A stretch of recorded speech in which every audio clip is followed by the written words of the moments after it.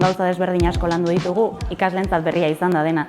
Orduan hasieran, ikaslek ere ez egiten oso ondo ze espero ikasgai honetatik zer landuko zuten, gustoko zitzaien edo ez. Eta nik uste dut pixkanaka jungeala gerturatzen unitate didaktiko kartu, baina baita gertura behaien errealitatera eta zentzu baten disfruta dutela.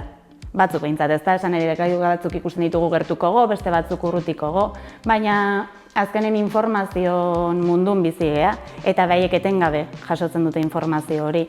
Orduan, interesgarria izan da eurentzate bai ikustea zer daun kazetaritzan atzen, ze funtzio betetzen daun kazetari batek, nola egiten den lan hori, eta balorazioa guztiz positiboa izan da nire ustez. Nik ikasietena da kazetaritzan atzen daduen gauzak, gero ze komunikabide egiten duen bakoitza eta holako gauzak, eta gero baita klaseko giroa oso ona da, eta hor asko gustatzen zait klase hau, eta jarraituko non dudai gabe. Lehenengo ulertu behar da zer daun kazetaritza mundu horren atzen, zer eta nola egiten duen lan kazetari batek, orduan hortako teoria zati batzu landu ditugu, ez da, lan sistema zein dan edabidena, kazetari batek ze irizpide bete behar ditun berri bat emateko, erreportaje bat iteko, eta hori dena nola sustatzen den bere lan hortan, eta gero hori eraman deu behin hori ulertuta praktikara, eta jarri ditugu behaie kazetari lanetan, azken finean.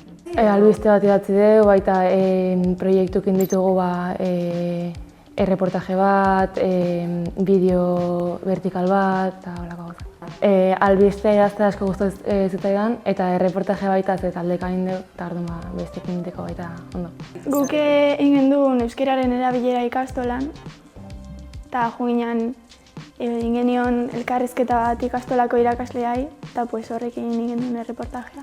Materiala oso egokia iruditzen zait, gainea iruditzen zait alderdi desberdinak oso ondo sailkauta ditula, hasieran daude aurre ezagutza pixka sustatzeko galdera batzuk, gero teoria zati bat, gero teoria hori ikusteko testu batzuk, galdera batzuk, interpretaziorako, ulermeneako, nik uste dut oso ondo lotuta daola unitate didaktiko bakoitza, eta gero guk ere egin izan da, momentu batzutan unitate bat beste batekin lotu, ikusi deunen lotura posible bat, behaientzat ere izan dadin da jarraikortasuna daukan zerbait. Bai ikasturte honetan indeuna izan da pixkat egindako gai guztiak erlazionatu eta hasteko genuen albiste bat, gero albiste horiekin albistegia eta dana junda pixkat lotuta eta junga gauza desberdinak iten horri buruz.